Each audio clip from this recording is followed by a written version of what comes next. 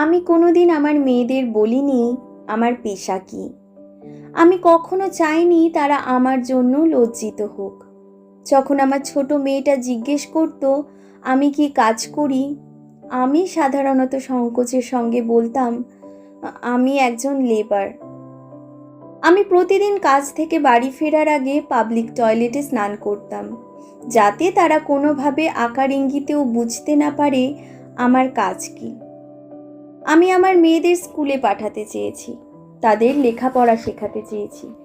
আমি চেয়েছি তারা সম্মানের সঙ্গে মাথা উঁচু করে মানুষের সামনে দাঁড়াক।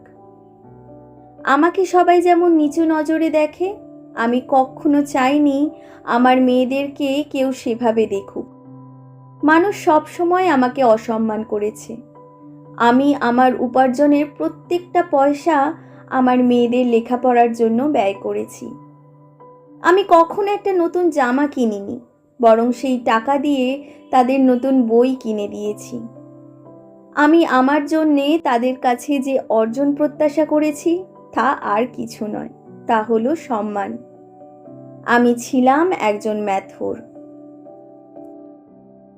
আমার মেয়ের কলেজে ভর্তি হওয়ার শেষ তারিখের আগের দিন আমি তার ভর্তির ফি জোগাড় করতে পারিনি। সেদিন আমি কোনো কাজও করতে পারিনি, নোংরার স্তূপের পাশে বসেছিলাম। খুব চেষ্টা করছিলাম চোখের জল লুকানোর। সেদিন কাজ করার মতো কোনো ক্ষমতা আমার ছিল না। আমার সহকর্মীরা আমাকে দেখছিল, কিন্তু কেউ আমার সঙ্গে কথা বলতে পর্যন্ত এগিয়ে এলো না। আমি ব্যর্থ হয়ে গেলাম। ভাঙা বুক চেপে হতাশায় মুষড়ে পড়লাম। কিছুতেই ভেবে পাচ্ছিলাম না বাড়ি ফিরলে মেয়ে যখন আমাকে ভর্তি ফির কথা জিজ্ঞেস করবে আমি কি বলবো। আমি জন্মগতভাবেই হতদরিদ্র। আমার বিশ্বাস ছিল আমার মতো একজন গরিব মানুষের সঙ্গে কখনো ভালো কিছু হতে পারে না। কাজের শেষে সব ম্যাথররা আমার কাছে এলো, পাশে বসলো আর জিজ্ঞেস করলো আমি তাদেরকে আমার ভাই বলে মনে করি কিনা। আমি কোনো উত্তর দেওয়ার আগেই তারা তাদের একদিনের সমস্ত আয় আমার হাতে তুলে দিল।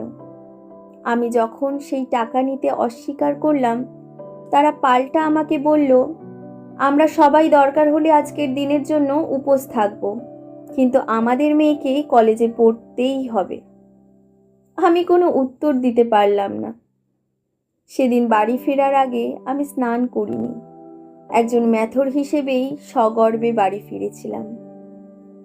আমার বড় মেয়ে খুব শিগগির বিশ্ববিদ্যালয়ের পাঠ শেষ করবে। সে একটা পার্ট টাইম কাজও করে। তাছাড়া ওরা তিনজনই টিউশন করে।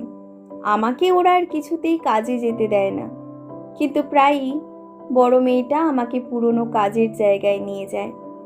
আমাকে সহ আমার সকল সহকর্মীদের ও খাওয়ায়। ওরা হাসে আর জিজ্ঞেস করে, কেন মা, তুই মাঝে মাঝেই এমন খাওয়াস? আমার মেয়ে উত্তর দেয়, সেদিন তোমরা সবাই আমার জন্য উপোস করেছিলে, তাই আজ আমি এই জায়গায় এসে দাঁড়াতে পেরেছি। প্রার্থনা করো একদিন যেন আমি তোমাদের সকলকে রোজ খাওয়াতে পারি। আজ আমার আর মনে হয় না আমি একজন গরিব মানুষ, যার এমন অমূল্য সন্তান আছে, সে দরিদ্র হয় কিভাবে।